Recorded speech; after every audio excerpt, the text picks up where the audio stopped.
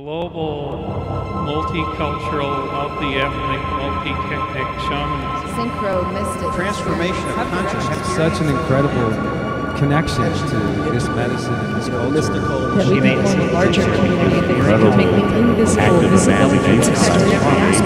We're going to come into new expressions of Where did psychedelics come from? The sacred mirrors were based on a psychedelic experience. Thank you, Palenque Norte. Welcome to Palenque Norte.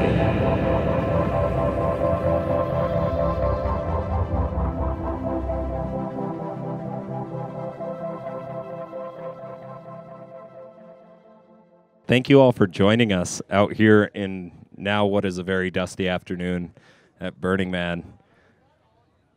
So for our third talk today, we've got Dr. Brian Hewlett here with us, who's going to speak about his dissertation research and an algorithm for human consciousness that he's developed. So, yeah, I'll let everybody get back in here really quick. Nice. Awesome. So, yeah, without further ado, this is Dr. Love. Actually, Dr. Life. Dr. Life, yeah. That's my Not the Kiss song. that's my burner name. No, not the Kiss song. I'm gonna stick this up here so I can actually pay attention to the computer. Can you guys hear me? Yes. Okay. Do you want to do community discussion? This is wireless microphone. Sweet. Good. So yeah, the first part of this talk is pretty much discussion so that we can all get on the same page, because this algorithm that I'm going to be talking about is quantum in nature. So just to go through, we're going to have to do a quick quantum physics 101 to kind of make sure everybody is up to speed on what we're going to be talking about. And then I'll talk about the algorithm itself. And the algorithm is basically an algorithm of how our default human consciousness works. And then basically from that, we'll talk about some implications of this algorithm and your awareness of this algorithm, or understanding this algorithm in creating intentional psychedelic experiences, or intentional experiences, period. And that's work that Rick Strassman and I have been talking about. And if you don't know who Rick Strassman is, he is the spirit molecule DMT studies guy. And I'll tell you a little bit about how we met in the beginning. And then after that, we're going to talk about the implications of taking a algorithm of this nature that is based on human consciousness and then infecting it or injecting it into artificial intelligence and what that might mean. Okay? So just to give you a little bit about background, I am Dr. Brian Neil Hewlett, and I received my PhD from the University of Arizona in social psychology in 2007. And I have been, of course, very interested in the psychedelic experience and the psychological aspects of the psychedelic experience. And to give you a little bit of scope on how my area of science runs things, there are certain questions in science that a lot of people talk about, or a lot of people who are scientists are arguing about. And social psychology actually is great because we don't fall on either sides of those arguments. The major two arguments is whether consciousness is a result of our organic or bodily or biological functions. And the other side of the equation is whether or not it is actually an observer, basically outside of the biological situation, controlling the biological situation. And those two things are great, but we basically in social psychology don't really give an answer to those questions. We believe those things are irrelevant, because there is a clear understanding in social psychology that if men define situations as real, they are real in consequence.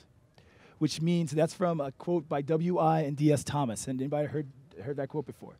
It means that what you experience is reality, and it's got consequences for you. So the idea of perception for social psychology is what's important. It's real. So if somebody perceives it, then that's the issue that they're behaving around, that they're feeling around, and that they are thinking around, right? So before we start on the algorithm, what exactly is consciousness? And I'd like to, have some people throw their idea of what they think consciousness is. Because when we're talking about psychedelic experiences, we're talking about consciousness experiences, right? So a couple of people, what is consciousness to you? Yeah, Subconscious and conscious thought. Subconscious. Okay, I go by the rule of my mother. That's Beatrice Reed. She said you can never define a word with the word. So subconscious is still using the word conscious. So you have to say, what do you mean by that?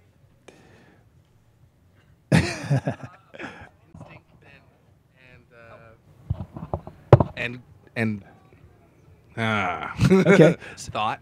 Okay, so using instinct and thoughts to involve yourself in some kind of to experience. interact with the world. Yeah. All right. Anybody else want to throw out what their idea of consciousness might be? A society of mind of competing elements that compete for sort of the processor. Okay, so society of mind within one mind, or you're talking about society of minds of different minds? Within one mind, but the avatars that are running your mind are talking to external experiences, and so it's driven as a network. Okay, so kind of a Freudian type thing where you're talking about you have like 2 different or 3 different types of minds talking to each other. And within the mind, you have this almost voting system as to what. So a conversation with the individuals within yourself. Yeah. Okay, and that interacting with others. Other people? How about an emergent self-narrative? Nice. Okay, an emergent self-narrative is good. So you're saying, let me push this up a little bit, that it's a narrative of self that emerges out of your experiences, and you then interact with experiences weaving themselves together into a narrative, and then a further complexification would be an awareness of the narrative, which then, but it's still an awareness. Narrative. Keep that word. Anybody else? I think it's a genetic predisposition of electronic energy that individuals have. Okay, So it's a genetic code that each person has. Okay, so you're basically saying it's a genetic kind of experience of energetic... but it's based on kind of the electrons and electricity that each individual... Okay. So you're on the side of the biology. Science. No, I'm a scientist, remember. Science is the... By the way, science is the systematic application of methods to inquiry. So when people say they're a scientist, that all that means is that they're using the scientific method to answer questions. So don't get confused by that. All right. Anybody else with the synergy of information and knowing within the moment? Okay. So a momentary synergy of information and knowing. There's a person in the back by the crystals. I have to get her. She's sitting by the crystals. Yeah.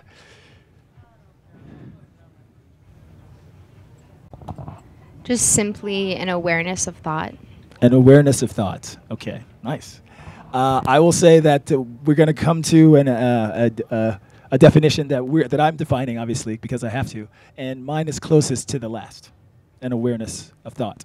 But before we do that, let's talk about a couple that have come across the plate in a while. John Locke in 1690, everybody know that name? Said that consciousness is the perception of what passes in a man's own mind, right? Which is close to what we just said, right? D.R. Griffin in 1976 said the presence of mental images and their use by an animal, which we would be animals, to regulate its behavior provides a pragmatic working definition of consciousness, right? So just an animal to regulate its behavior through these mental images is consciousness. In terms of John Searle in 1997, consciousness refers to those states of sentience, and awareness that typically begin when we awake from a dreamless sleep and continue until we go to sleep again or fall into a coma or die or otherwise become unconsciousness. Basically, John Searle is repeating what the Hindus said, life is a dream, right? Let's see, some others. We'll stay away from that one. Stuart Sutherland, consciousness, the having of perceptions, thoughts, and feelings, awareness. The term is impossible to define except in terms that are unintelligible without a grasp of what consciousness means. Nothing worth reading has been written about it. That's what he said. Okay. So he obviously doesn't like some of what's been out there. A portion of Alvin Goldman is what is standardly meant is ordinary usage by the word conscious. One use of conscious is applied to a person's total state. A person is conscious if this sense if they're aware of this aliveness, but there's also other aspects of that total state of aliveness, if you want to call it, that involves being reflexive and being able to kind of examine that state of aliveness, right? Well, Brian Hewlett, which I don't know who that is, in 2012 at Toward a Science of Consciousness, used this definition: a state of awareness at a given moment that is indicated by an observer process of constructing phenomena. And phenomena are subjective experiences that involve actions, i.e., 3 actions that humans have, or any being has: thoughts, feelings, and behaviors, right? Relative to a representation of a referent or some intentional object. All right? Are we okay with that definition? So that's the definition that we're going with today, okay? And notice the definition says it is a process. It is an awareness that is involved, a being that is aware using a process. And so this is how we get to an algorithm, because an algorithm is nothing more than a way to state a process, right? Okay. All right. So before we even, again, go further, we have to come to some kind of assumptions about this consciousness, right? We assume that in social psychology, or in this facet of research, that existence of human observers and their conscious perceptions are experientially synonymous. In other words, I cannot take you away or take you out of the experiences that you're having, and I can't take the experiences that you're having away from you having them. Does that make sense? So your experiences are synonymous with your being, with your existing, right? Okay, so if there's any of these that you don't understand, let me know. If you don't agree with or don't understand, let me know. And we'll make sure we get to that place that we all understand. 2, the known universe experienced by human observers is governed by various laws of physics, right? We all, in our perceptions, deal with these things called laws of physics. If I fall, I'm going to hit the ground, right? So we all deal with those. Whether it's a part of my perception or not doesn't make a difference. It's happening, right? Okay. Human observers are agents of their own consciousness and associated experiences. That means that you have the ability to affect your own experiences. Is that real or not? You can make yourself happier or make yourself sadder. Is that everybody clear with that one? Right? Regardless of what situations can affect, you still have the power to do that as well. All right? There is something called a qualitative nature, or meaning having characteristic properties to consciousness and associated experience that humans observe. So there's qualities to your experience, like it's hot, it's cold, there's red, I'm awake, I'm asleep, right? Those are all qualities to your consciousness. Everybody good with me? You don't want to throw the darts at me yet, right? Okay, cool. Human observers perceive experiences consecutively, meaning in some kind of linear context, right? We all experience this moment as before this moment, right? And this moment as after that moment, right? Okay, so linearity. Oh, wow, you guys got food. Human observers experience the same or duplicate qualities across experiences. I'll get some in a bit, yeah, I think. Meaning that all of you are all human observers and you're all experiencing me. So if you're all experiencing me, then we must be sharing qualities in our experiences, right? And not only are we sharing qualities in our experiences, we're also sharing qualities in moments of experiences. So this moment had the experience of me sitting in the chair, just like the last moment had the experience of me sitting in the chair. So obviously qualities of experience are being shared across linear units, what we call, of experience. All right? Good. Nice. And consecutive experience perceived by single human observers share common qualities, which is the last thing I just said, right? All right. Whew. Moving right along. So when some definitions that are important that I'm using. Existence, right? When I say existence, I'm talking about all phenomena experienced by or perceived as real or not real, right, to a human observer. That would be like you. You're a human observer. So all the experiences that you perceive as real and not real are your existence. All right? Experience refers to any phenomena or collection thereof that is perceived by a human observer who categorizes those experiences relationally based on some conceptualization. So you all categorize your experiences in relation to each other based on things like the concept of family, right? You categorize family experiences as such. All right? Concepts are combinations of qualitative characteristics or properties that are perceived and experienced by human observers who assign them meaning. So you assign the meaning to the idea of family, right? You may get outside influences about what family is, but eventually you're the one who says, this is family to me, right? And these experiences are family categorized.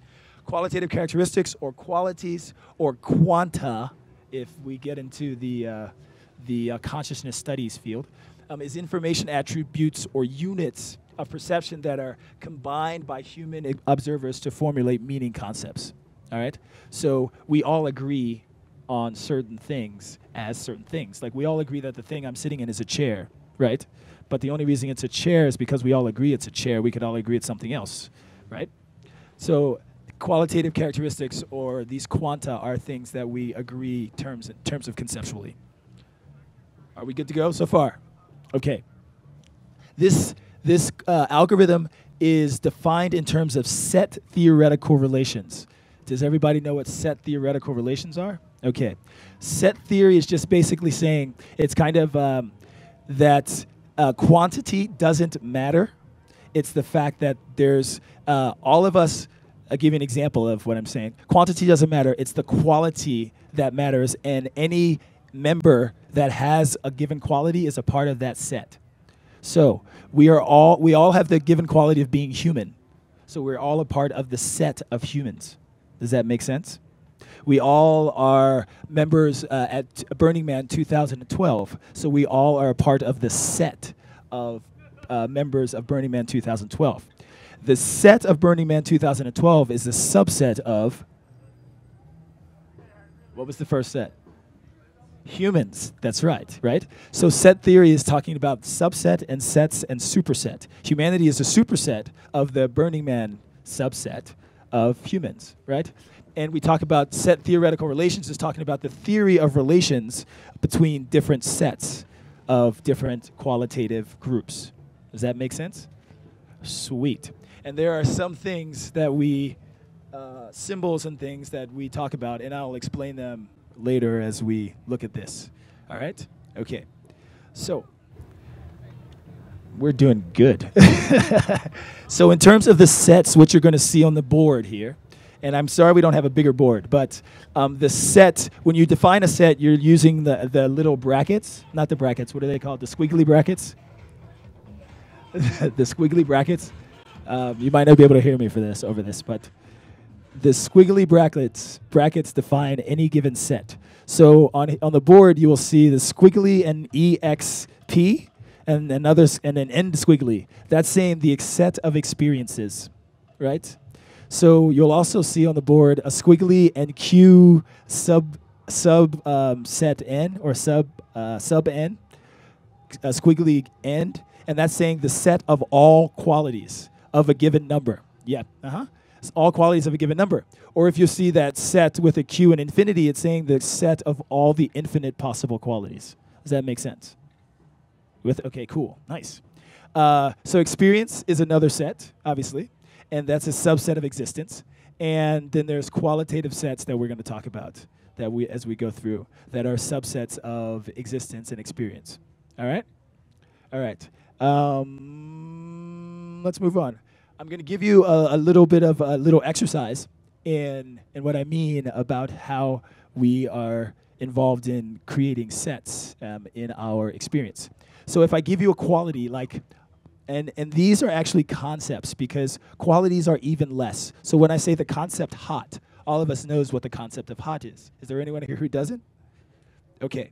Does everybody know what the concept of fluffy is? Okay. Does everyone know what the concept of white is? All right. The concept of salty. Okay. The concept of film. And the concept of chewing. Now, those concepts are made up of qualities, and qualities are not really definable, but you know that if you broke down chewing into something, it would be qualities that we don't have really meaning. It's only putting them together that creates the meaning of chewing, right? But hot, fluffy, white, salty, film, and chewing, rather.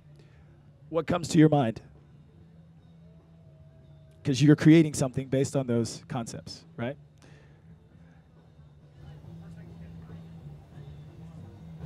Was a what? Okay, yeah.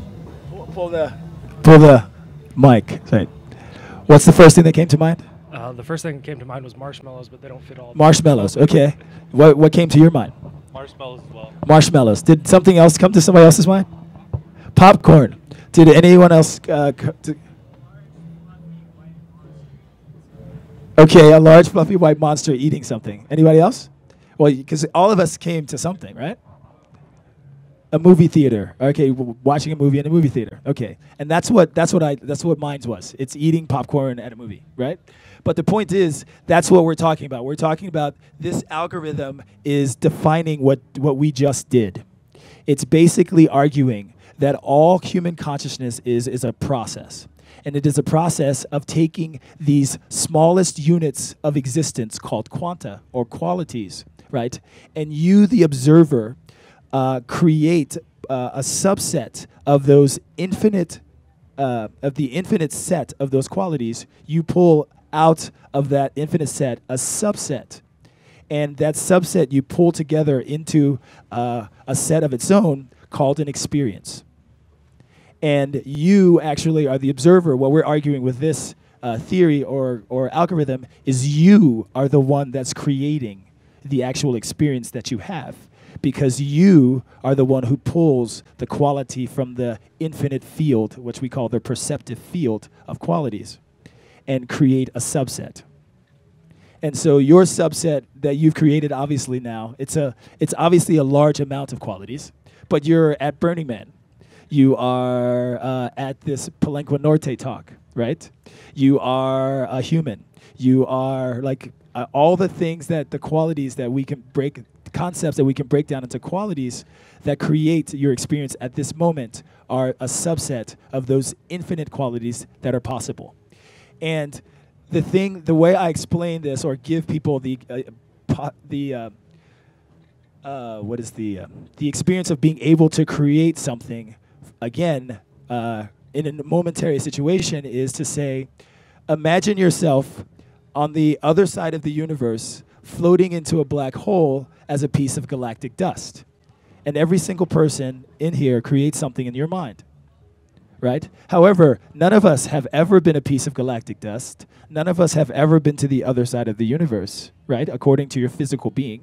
None of you have ever floated into a black hole, right? None of those things you have ever done, but you obviously have a set of qualities that you've pulled together to create the experience that you just thought of, right? So this algorithm is talking about that and explaining that process, okay? There's four pieces of quantum mechanics or tenets of quantum mechanics that we need to understand in order to talk about this theoretical algorithm, okay? Who here is a quantum physicist? Anybody? Anybody familiar with quantum mechanics? So, okay. So what is quantization? Does anybody know that? No? Quantization. Quantization is the first tenet of quantum physics. And quantization basically argues that we can change anything from an experience of a bunch of qualities into kind of a linear experience that we can make quantities, right? So time is one of the things we do, we quantize. We have an experience, and then we break that experience down into different units of time called hours, minutes, whatever have you, right? Wave-particle duality is another aspect of quantum physics. And wave-particle duality is just saying that all energetic experiences or all energetic pieces or all energy is in both a state of wave and particle. And potentiality is wave, where it is not a physical representation, but it's a potential experience waiting to happen. And particle is when that experience actually happens, and that particle happens when an observer collapses on that particle of experience. All right? With me? That part is hard to understand. All right. So if you know what a representation of a wave looks like on a screen, right? Where you have where lines look like this, and then they cross and they go. Okay. So the wave part of wave duality is when the lines are going out and then they come into like an arc and then they come back together until they touch again. That's called the wave duality. Means that if everything was at a line, it would be physical. But since it's not at a line, it's spread out, and it's in a potential state. That spreading out, that represents the potentiality of anything existing. And then when it gets back to that place where they touch again on the line, that's called the particle. That's exactly where it would be physical. So anything that was potential would collapse into a physical space of being called the particle. That's what wave-particle duality is about. Okay? So you, in essence, are a particle because you're a physical and you're here and you're existing. Anything that's existing and not potentially existing is a particle. All right? Does that make sense? Give you a better sense of it. All right? Closer. It's a hard thing to understand. Heisenberg's uncertainty principle is the third thing. And Heisenberg's uncertainty principle, it basically says that if energy is connected in any way and interacted in any way, and usually when they talk about electrons, if they're interacting in any way, when they separate interaction, they have memory of their interactions. And when something happens to one piece of the energy that was interacting before, there will be a result that happens to the other piece, even though the action was happening to this piece. So once things are interacting, when they separate, you do something to this one, this one will experience the thing that's being done to it. Does that make sense? That's Heisenberg's uncertainty. That's related to Heisenberg's uncertainty principle. And he says that if you try to basically define what's happening to one of those pieces of particle in one space, and from the other space, you will be less certain about all the other things about it. All right? And I'm trying to make this as less scientific as possible so you can understand what we're saying. But basically, when these two pieces of energy are separated, if you do something to this one, something will happen to this one. And if you try to define this one based on what you know about this one, you will be less likely to understand what else is going on around or involved with this one because you're focusing on just certain aspects of it. All right? That's the uncertainty principle. Quantum entanglement is related to what we talked about as well, and that's the entanglement. Sorry, I think I went into entanglement instead of talking about Heisenberg. But the first part where you affect one and the other one is affected, that's called quantum entanglement. All right? So all energy is entangled, basically, and once they exist with each other in some way, shape, or form, then that memory of entanglement affects what happens with it. Okay? All right. So that's the basis for understanding this algorithm. So what you see on the board is, let's see, what we see on the board is, all right, so experience one, if we, like we said, all humans experience everything as linear. So based on that idea of linearity, all of us in some way, shape, or form experienced something called that first experience, right? Let's assume, but you know, some people may believe or may not believe that because we're physical scientists, that the first experience we're talking about is the first moment of existing out of your mother's womb. Can we all agree on that? That would be, could say, would be a first experience, even though it may not be the first experience, which I don't believe it is, but we have to go with one, right? So let's say that is the first experience we're talking about. And that first experience is equivalent to, remember we said that set of qualitative qualities that make up experiences, that's infinite, right? Minus what we call the absence of the absence of whatever qualities are created, are not created, the absence of whatever qualities are created in that experience. So when you're born, right, you have a certain set of qualities like saying, again, being cold, light that you haven't seen before, say, what else? What happened when you're born? Wet? Because you're just coming out of your mother's womb, right? So those are a few qualities that you might experience, and those are actual part of the set of qualities that you are experiencing. So experience one includes the infinite minus the ones that you are not experiencing.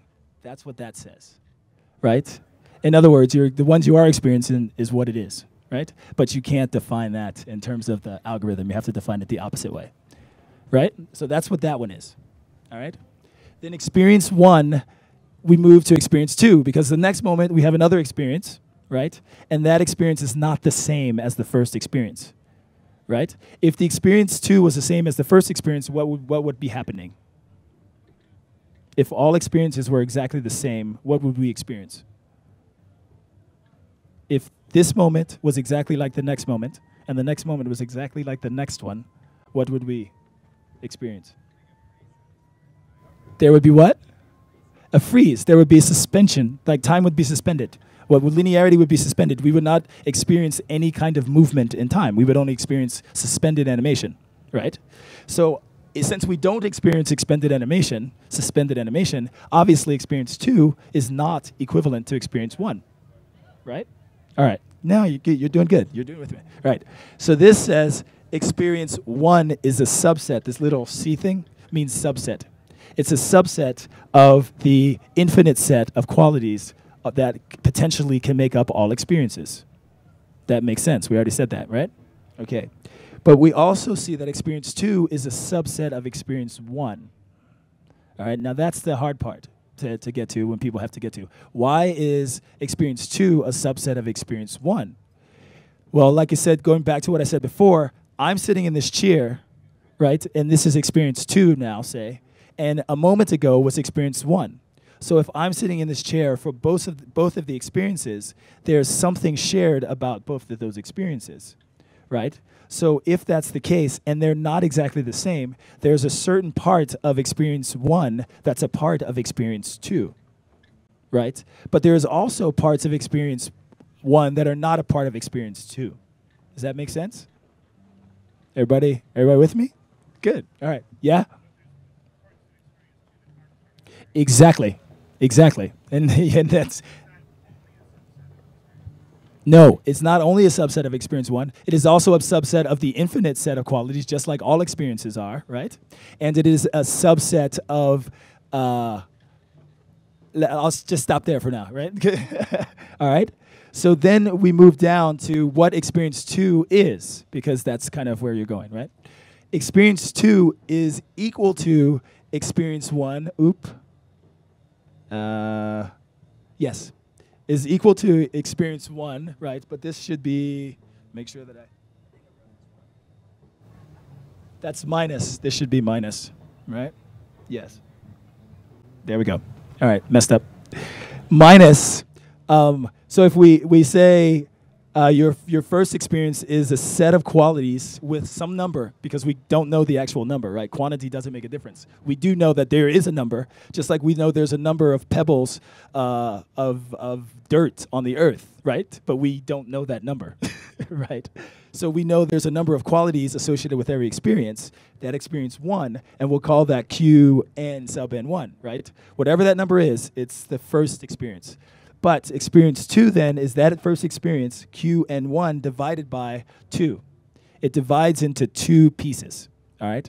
And we're gonna don't worry about the quantity of those two pieces at the moment. Just worry about the fact that the first experience is cut into two pieces, all right? Because that's possible, right? So it's a ratio now. We now have a ratio of one piece of experience one to the ratio of the second piece of experience one, right? And that is what we talk about here. So you end up with an experience, a piece of experience 1 called QN1A, right? And QN1B, which are the two pieces of experience 1, right? You with me? All right. And what happens here is that piece is, the second piece is subtracted from experience 1, and another piece that is equivalent in terms of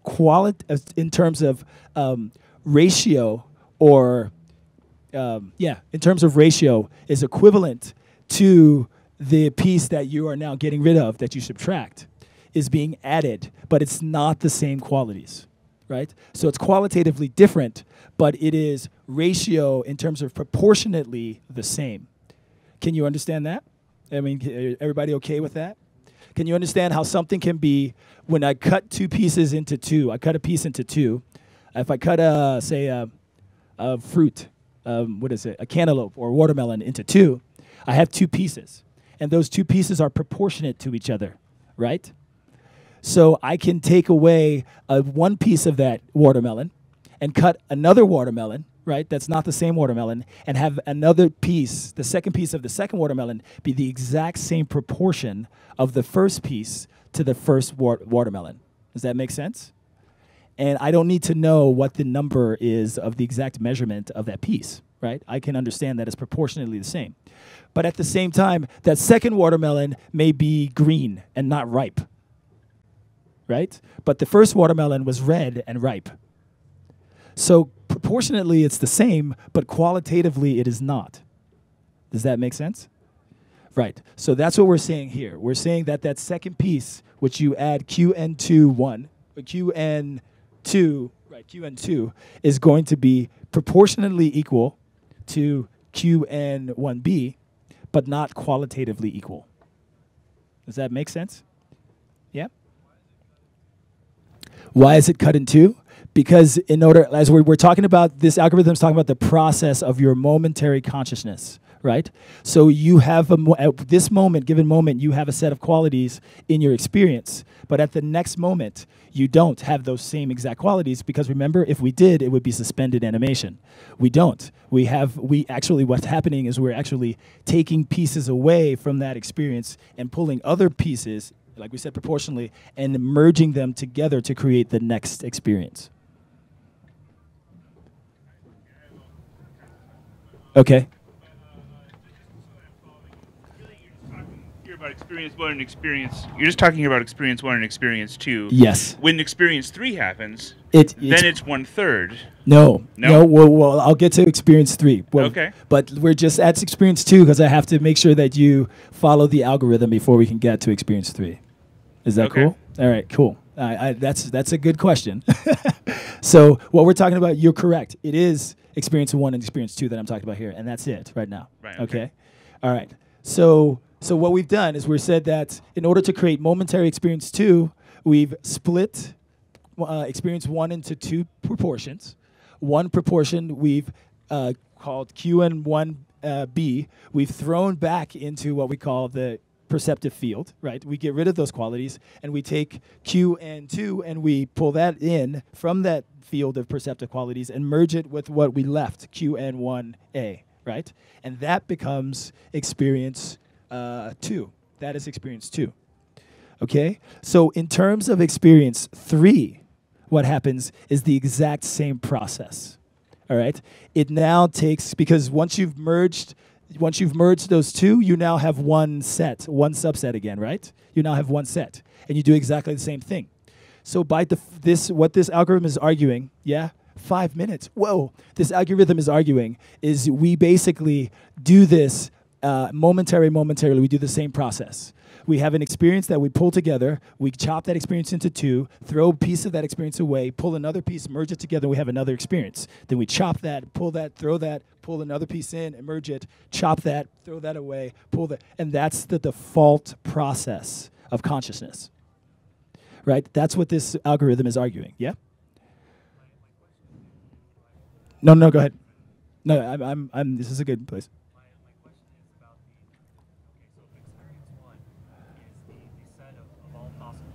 Right? Minus No, the experience one is not the set of all. It's a subset of all possible qualities.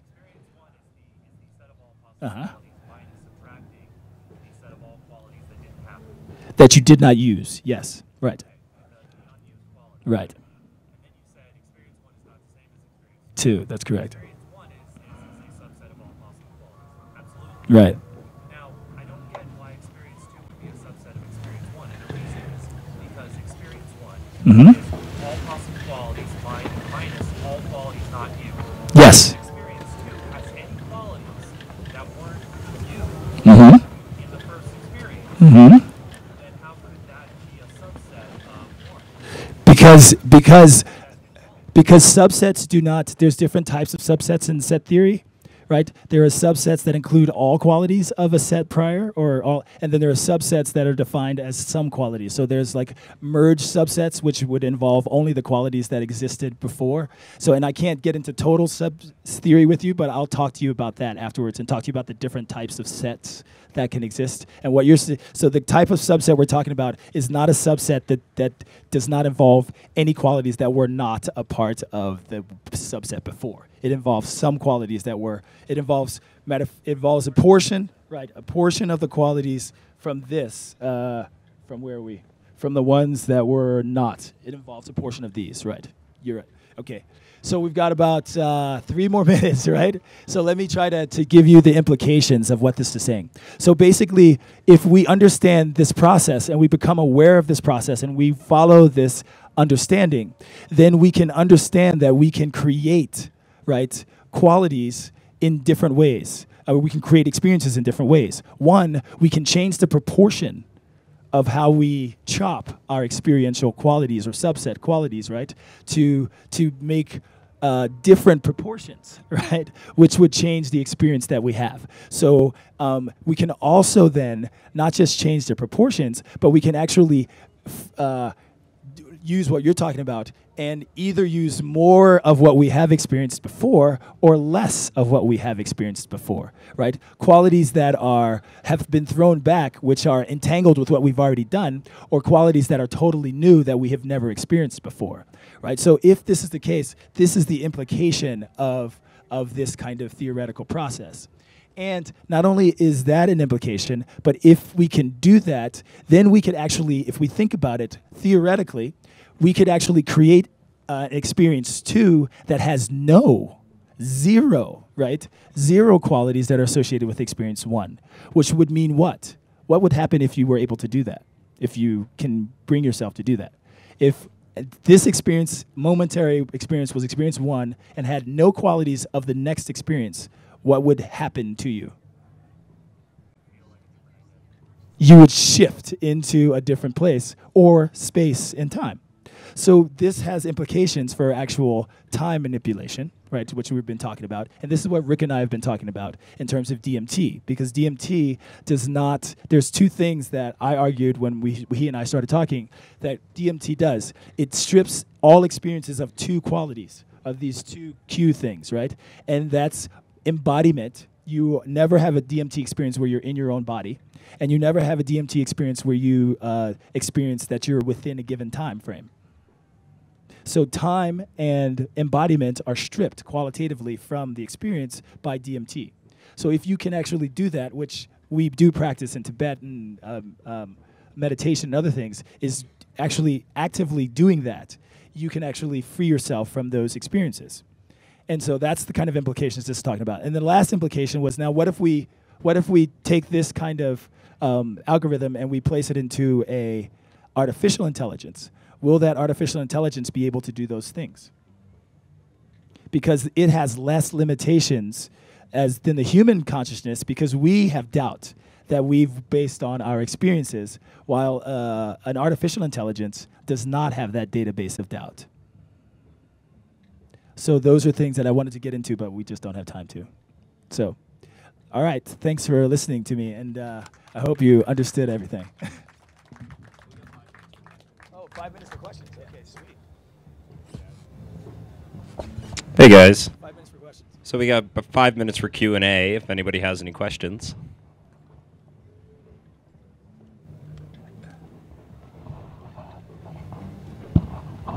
So when you're asking or commenting on DMT experiences not being embodied or contained within your own body, is that like a breakthrough experience? Because I feel like I've had like small experiences, like with low dosages, where I still felt like I was an observer in the same body, kind of watching things happen.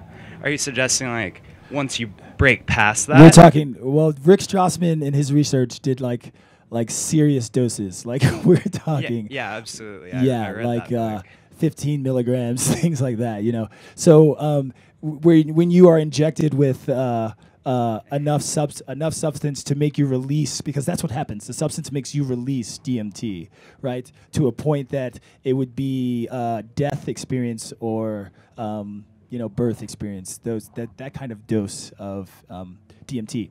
And every person who experienced those doses in his research experienced experiences that did not have embodied, where they were not embodied and where they were not. There was no time. They experienced no time. Everything was endless, right? So I wouldn't say it's a breakthrough experience. I would say that it's maybe dosage. Yeah, yeah. Any other questions? Wow. Okay, there we go. You mentioned that there was a lot that you wanted to get to and you ran out of time. What would be the most significant point you wanted to make that we could go away with? The most significant point is that if you understand the default process of your consciousness and you work with that default process and start to pay attention to that process, then you can actually start to manipulate the process, just like you can manipulate any process that you understand the process to, right? That you understand the algorithm to that process. You can, for instance, if you are in a spaceship and woke up in a spaceship and you did not know how to operate it, right? And when you figured out how to operate it, you could then what? Go to wherever the hell in the universe you wanted to, right? And so this is the point that I'm saying. That would be the most significant thing, is for us to be able to understand the default process of our consciousness, which, by the way, this mimics the Fibonacci and sequence, right? And the golden ratio. So when we're talking about the two pieces, it's the ratio, right? And if we understand that process, then we can actually then start manipulating it and using it to change our experiences. And create what, serendipity and all those other kinds of, so they're not serendipitous anymore, they're actually intentional, right? And then the second thing I would want you to say is that if you do that with your psychedelic experiences, you will have a much more meaningful usage for the medicine. This is exactly what the way the medicines were utilized by shaman, thousands and still are for thousands and thousands of years. And I obviously work with those kind of people. Right. So, is that good? Thank you. Thank you very much.